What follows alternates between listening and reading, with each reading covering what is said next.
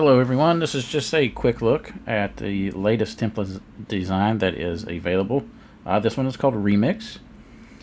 Pretty straightforward, as a lot of these are.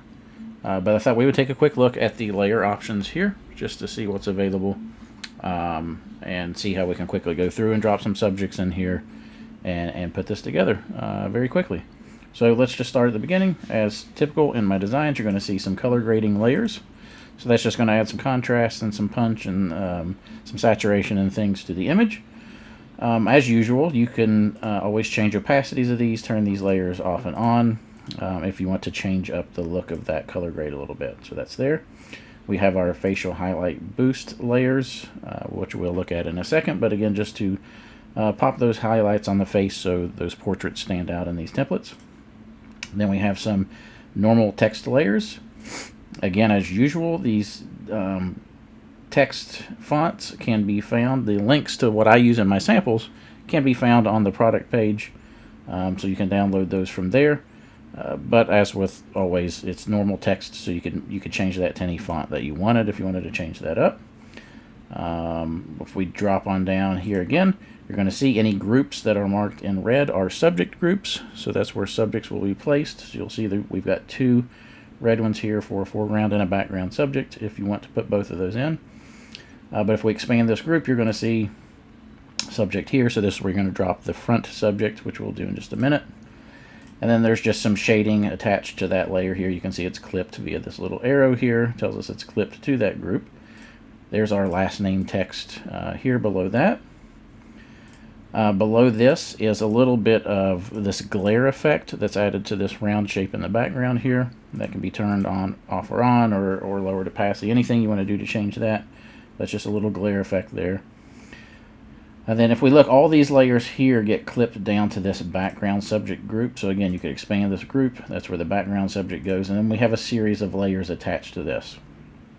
And we'll look at these closely in just a minute, but basically we're going to do some shading with one layer, desaturation with a layer. We're going to add this kind of retro digital type of texture to the subject, and then we're able to colorize that subject. So that's what all these are doing, and again, we'll look at that momentarily. If we keep going down in the layer stack, then we have this background shape here, so that's what's putting this whole shape together. We've got our texture inside of that, and we've got our layer to colorize that texture inside of that. Drop on down again. We have another shape. This is for this middle container. This is the texture within that container, so that can be turned off or on. And then again, another layer to control how we would colorize that if we so desire. And then on down, on our bottom here is the bottom texture, and again, the ability to colorize that. So you can turn that off or on. If you wanted to turn that off and just make that a solid background color, that's just a solid color picker. So we could pick a color here, and we could colorize that background on the bottom if we wanted to turn that off. But let's just switch this back on just to go for the look that we have set up here. All right, so that's how the layers are set up. Very, very straightforward. But let's drop some subjects in just to see how quickly you can put this thing together. So what we'll do, let's just go ahead and expand our background group. We'll drop that one in first. So I'm going to make sure to select the subject here. And let's jump over here. Let's put this guy into the background. We'll drag and drop. All right, and then we'll drag to place this subject. I can Command or Control T to transform. And then if we want, we could scale him up or down. I don't think we need to change him much. I kind of like the size that he is. Bring it up just a little bit, not a whole lot. Alright, so there's our background subject. Let's drop a foreground subject in, so we'll expand this group. Select our subject layer. Now we're going to drop his foreground option in. There we go, Command or Control T. And then we can scale this guy up and down as well. Let's see, maybe something like that. That looks pretty good. I can work with that. There we go. I like it. So, in a nutshell, that's as simple as it is to put this design together with your subjects. I'm going to zoom out a little, but now let's look at some options here if we want to colorize this or make a few changes here. Let's bring our subject down and over just a little bit. So if we wanted to just colorize all of this to kind of make it a matched color theme, again, I really like the look of this this colorful type of thing. Again, kind of has kind of a throwbacky retro type of feel to it. But the option is here that we could come down. Let's collapse these subject groups. So let's just start all the way at the bottom here for our bottom texture. So we could turn this layer on here, which is the hue saturation adjustment layer. So if we click on the layer, we can see up in our properties panel, we can change hue, saturation, and lightness in here to make this any color that we want. So we will keep this red to match the school color. So you could desaturate it that if you wanted to go with a black and white or gray tone type of look. Let's bring that back up. And then we can darken it if we want to give it a little bit more of a moody look, which I kind of like for this football image. So we're going to darken that up just a bit. Now, if you want everything to match exactly, all you'd have to do is keep track of these numbers. So we got 0, 76, minus 44. So if we come on up here, so let's say we want to colorize this background, which is this subject container group for the background. I'm going to turn the colorize on for that. And so 0 stays the same. This was 76. This was minus 44. So that's going to give us that same value as the bottom.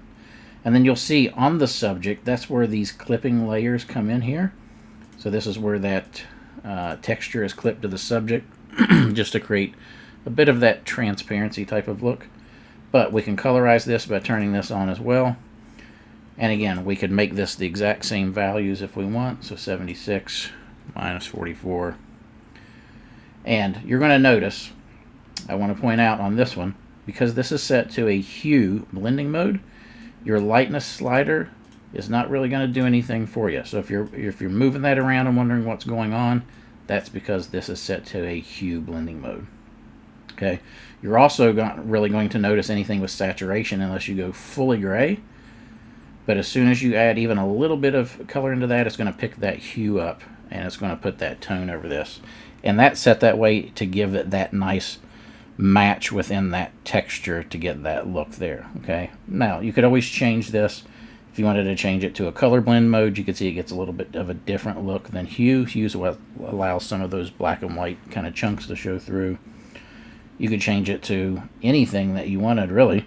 You could just set it to a normal if you just wanted a full colorize. But again, something to look at and play around with if you want to create some custom looks. Okay, so there's how we would colorize that to match. And remember, you could actually even create this background here in value of a color as well. This one you could make lighter or darker based on what you would like to do. I think it looks kind of cool with it just kind of grayed out in there in the background to make a cool separation. And then you would just update your text here. So we could double click here, type in a new last name just like normal. Again, we could change the first name just like normal, and it colorizes just like normal text. So if we wanted to make that black, we could just set that as black. Same thing in the year. Let's make that black. Let's make it all match. You could change the last name color. Let's make that red. So again, very easy to customize this design and very quick to do. So switch that back. And then the last thing we'll look at is, again, our facial highlight boost. I like to just take the foreground subject, let's bring the flow up the brush a little bit, and just bump up these highlight values on the face. So a couple things to look at here is, one, we can change the opacity so it's not quite so bright and blown out. The other thing is this is just a color picker layer, so solid color fill. So we could actually warm this up. We could go with, like, say, like a warmish type of skin tone with just a hint of saturation to it, just so it's not quite so white and we get some warmth into that skin. Play with our opacity, and then we get that nice boost in the highlights of the face there. So there we go. We would save this off and be done. So that quick, that easy. So hopefully you get a lot of use out of this, and I'll see you on the next one.